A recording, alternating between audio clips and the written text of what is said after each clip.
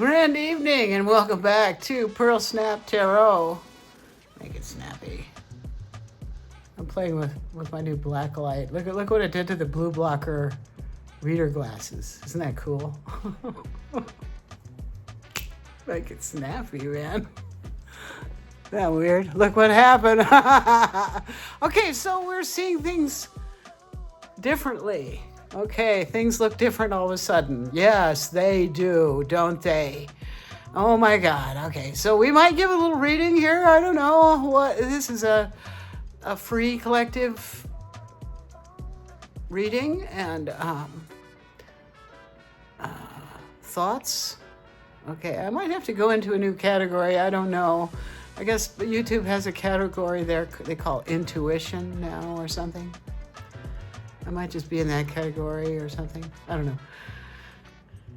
Anyway, tonight I wanted to talk to you about what it's like to be a captive on the inside of one of these, inside a principality, okay? Because that's what's been happening to me for years now. I got trafficked into a principality, okay, in the borderlands of New Mexico, and I've been struggling for years now. Being persecuted, stalked, and harassed. Many stories to tell about what they do to captives and, you know, what your fate can turn out to be. So, tonight I wanted to tell the story about the lizard and the maggot and the dead bird story, you know, because this is something the Freemasons do.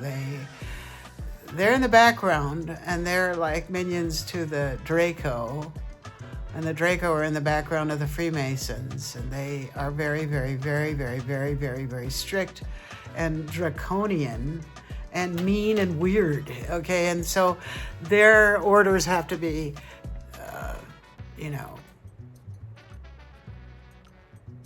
given to these Freemason weirdos who run these stalking programs in these weird towns, decoy towns like the one where I am, that just exist to traffic people and do organ trafficking and stuff. And if they get a captive in there that's somebody that's notable or unusual or something, they might traffic you, not for sex, but just for entertainment, like put a hidden camera in your house and watch you go to the bathroom or whatever. I'm pretty sure that's what happened to me in the low-income housing where I lived before this, in this town.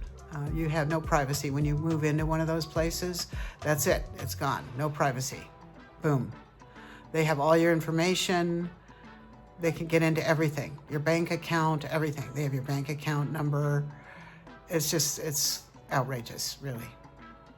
So that's what happened to me. And how I got into that low-income housing was that I was being stalked. I was being horribly abused in a trap house. And that's the same home where I am now. Okay, 5 years ago, I was living here as a captive and a victim. I left during the COVID. I was struggling so bad. I hated it so much here under this person that had me captive that I moved just blocks from here. That's as far as I could get into low-income housing and got stuck there for 5 years. And while those people here were stealing my identity and I didn't know it, and they were getting my mail and saying I was dead, that's what I think happened. But anyway, while I was over there in this horrible low-income housing, I guess I could take these off now.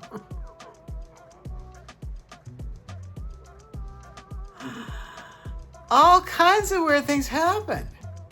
My apartment was regularly broken into. Or other things happened. Stalking and harassment came right to my front door, right to my back door. I had a little tiny patio over there and my back door, and it had a sliding glass door. And one morning, and I kept some plants out there. I tried to keep living sane. You know, I kept little flowers on my flower pots on my patio, and but I had no friends there because everyone in the complex was hostile to me.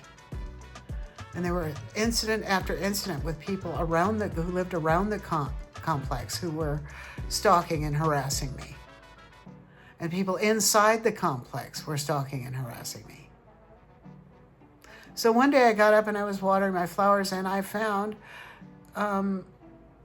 against the wall of my unit outside on my patio, it was on my patio behind my potted flowers, a dead bird, like a dove. It was pretty big too. And I think it had been there maybe for 24 hours or something before I even saw it. Because when it was cleared away by the maintenance guy, it was all rotten inside. Or maybe it was just a bird that they killed and left it to rot and then put it there. I don't know. But they do shitty things like that. So I told the maintenance man and the property manager, who I believe was in a coven. I got plenty of visual evidence of that. And activity on certain days, the moon magic days. I started watching these people, and I figured out that they were in a coven and they were doing magic on certain days of the month with phases of the moon, and they were signaling with colors and clothing, and they were acting conspiratorial. They were whispering to each other and laughing at me and behind my back and stuff. I couldn't help but figure out something was going on. But this one day that they put the bird out there, this was crazy, because I told the maintenance guy, I don't think I can do this. I don't think I can get rid of it by myself. I think I need your help. Because I was really grossed out by that. So he came over and he had this tool that was like one of those reacher grabber type tools, so he didn't have to touch it, and he put it in a trash can or trash bag or something. But before he got it off the ground, its guts spilled out. This is gross, trigger warning. And there were maggots everywhere. And they were big. Like, I've seen little maggots before. This is so gross. But this dead bird had huge maggots. They were like a half-inch across. And they looked like, you know how when in science class they would show you blood platelets? They kind of looked like blood platelets, but they were white or whitish, grayish color, and they were moving. You could tell they were already living organisms. They wanted to move, and this is so weird. They were jumping out of the bird carcass, and right at the height of this scene that was so weird, and me and the maintenance man were watching this, all of a sudden, this little lizard, this ballsy little lizard, comes right out of hiding and right up onto the patio where me and the maintenance man were standing watching him. We saw him, and he ran over to the carcass and grabbed one of those maggots.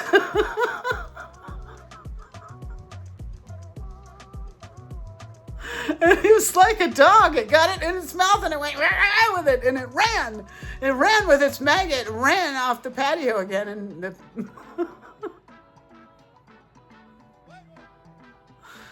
And me and the maintenance guy, who I was never quite sure what side he was on, I wondered, the whole time I lived there, I wondered if he might be an undercover somebody doing an investigation. But maybe he wasn't. I don't know. But he stood there with me and watched us, and then we both looked at each other, and I was like, oh my God, I can't believe that. You believe what? Could you see that? We were like, did you just see that?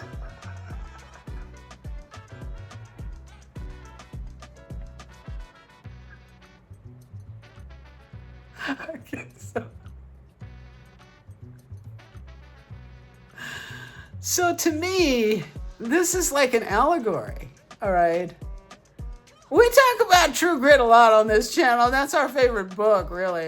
The Charles Portis book that was made into a movie. 2 different versions of the movie exist. The most recent one is my favorite. But this little lizard, man, had the true grit. And it didn't matter. Let the big bad Freemasons throw dead birds around. Who cares? I'm going to get in there and get something for me. And you can't stop me. I identify with the lizard in this story, but I think it's probably going to become more and more clear why as we go forward.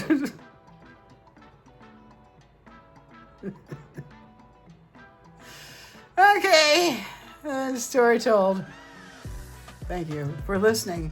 Thank you for listening. This has not been a card reading, but if you want, we could do a few. I mean, look at, I have the 10 million pound box out. Check it out. Okay, let's move the camera and I'll show you.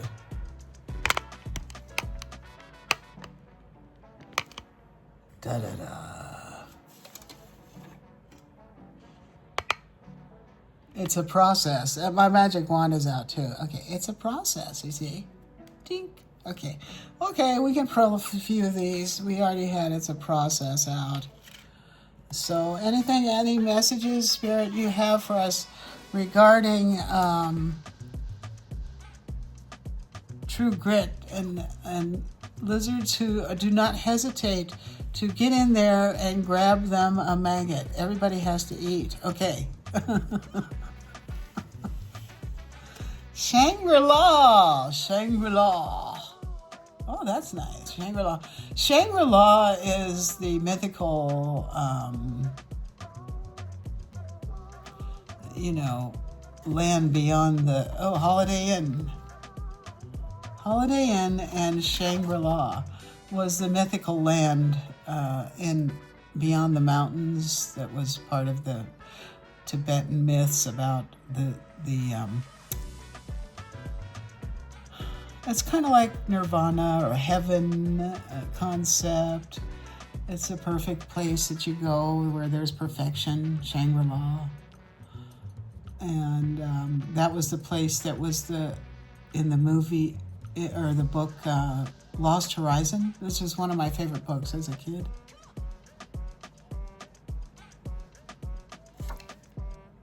So somebody is of the Tibetan lineage in their past life. But what is Holiday Inn here? I think Holiday Inn that was another movie. It was a movie about a fancy hotel and a Christmas time show. It's kind of like the movie White Christmas, only it had Fred Astaire in it. And I think it was sort of the same story, if not similar. So this looks like holiday festivities are coming up, maybe somewhere that's like heaven. Wow. By the holidays, it's going to feel like heaven. Okay, keep on keeping on because this is a process. Whoa, okay, this is a good reading. What else? What else? This is it. This is it. Be in it to win it and smile. Oh, wow. That's great.